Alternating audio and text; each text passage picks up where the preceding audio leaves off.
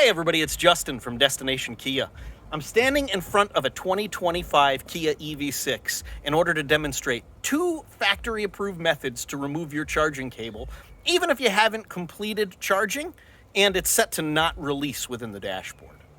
Well, the first one you're probably aware of. You can override any charging schedule or current charging based upon the use of the unlock button. Pressing it 2 times will ensure that you can remove the charging cable even if charging is not yet completed.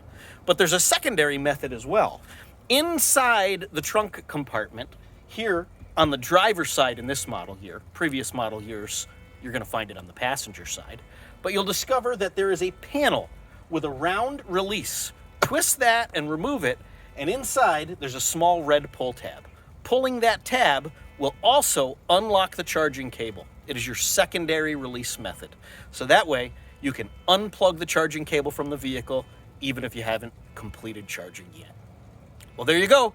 2 ways to get you on the road quickly, either utilizing your key fob or your secondary release in your EV6. Interested in checking one out? Well, you know where to find us. Destination Kia. Get down here. We can't wait to see you.